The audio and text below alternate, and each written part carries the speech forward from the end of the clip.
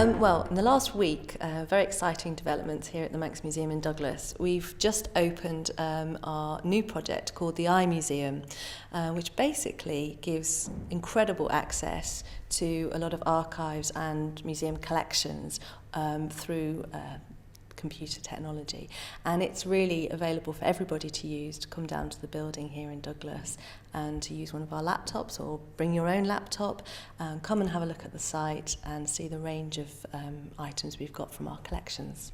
Because up to now you had to look at microfiche and go through lots of books, and it was quite a complicated process, I suppose, for people who didn't know what they were doing.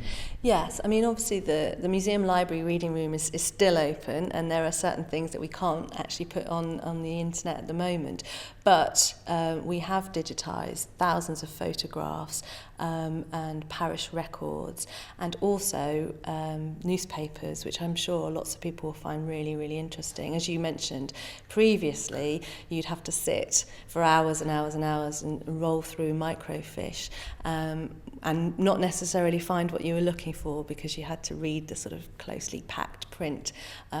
This new technology has enabled us to digitise the newspapers, and you can just do a simple word search and it will bring up all the articles which mention that particular word. So it really has revolutionised the whole research process.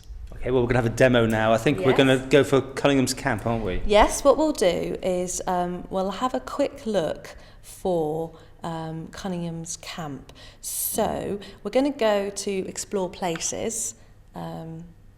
We've got a number of search options down the left-hand side of the screen here, and we're going to type in Cunningham, and as you can see it's predicted that I want Cunninghams Camp, which is very helpful. Do a quick search. Now, what we've got here is a small introduction to tell you a bit about Cunninghams Camp, and this is actually taken from one of the guidebooks that we have in the library, Brown's Popular Guide to the Isle of Man in 1919, and it says, the relic of the woods which formerly covered the heights overlooking Douglas Bay is reached from the Queen's Promenade. It's on the heights immediately above that Mr. Cunningham has established a holiday camp for young men, which has proved an immense success. The camp is splendidly regulated, and those who spend a week or a fortnight here under canvas speak in unmeasured praise on its behalf. So there's a nice little summary of what Cunningham's Camp was. But what have we got at the moment on Cunningham's Camp? So we'll go to related collections along the top. And at the moment, what we've got here are 19 photographs that have been digitised from our archives, all related to Cunningham's Camp. So we'll have a quick scroll down and we'll look at this one here. Campers outside our hut, around about 1935. So if we want to have a closer look at the image, we can blow it up. And obviously this was a camp for young men, and there's a group of young men having a jolly holiday standing outside their camp hut. So, I mean, the beauty of this is you've got these pictures, but I know you can also link it to items in the museum, for instance, as well. That's correct. The museum collections are very diverse, and obviously we've got library and archives, which include photographs, maps, plans, manuscripts, and the newspapers. But on the museum collection side, we've got art, social history, archaeology, and natural history, and it's very, very diverse. And the beauty of this particular site means that we can bring all these things together and provide a very rich and detailed story for people to sort of put together the information. So I know that we do happen to have in our collections one of the bell tents from Cunninghams Camp. So I'm going to look under social history. One of the original tents? Yes. So I've just looked up social history, got a nice introduction to the social history collection. Yeah. And you'll see we've got a motor car, motorbikes, and there we are. So, I mean, this will be something you wouldn't normally have on display.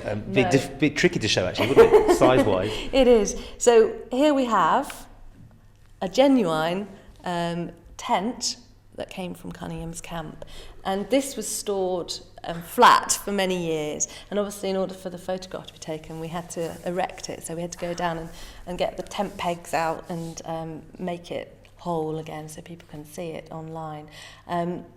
This system has so many benefits. It does enable us to show people things that we've got in our stores.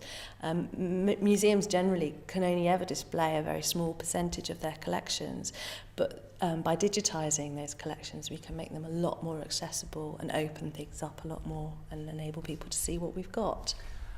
I know it's a work in progress, but it's now sort of open. You've had a soft launch on this, haven't you? Yeah, we've been open a few days. We've taken the approach to have a sort of soft and gentle launch to make sure the technology is working and just to get feedback really from people who've come in to see if there are any changes that we need to make. But we are open here from 10 till 5 Wednesday to Saturday, and we're actually open till 7 o'clock at night on Thursday. So if you're working all week and too busy on a Saturday, you can always pop down on a Thursday evening.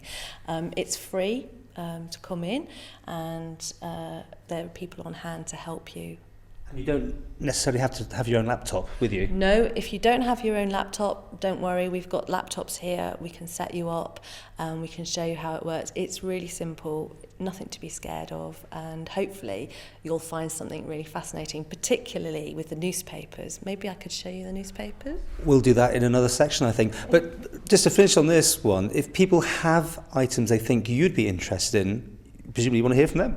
Well, there is an option actually. It's not just about stuff, but we also want to know about people's stories, because we've got lots of images of people on this particular site, and there is an option. If you bring up an image, say of one of your relatives, and you've got a good story to tell, you can actually add your own personal story to the site, and that's great because we can get sort of user-generated content. We can get lots of different opinions about the objects and the photographs that we've got.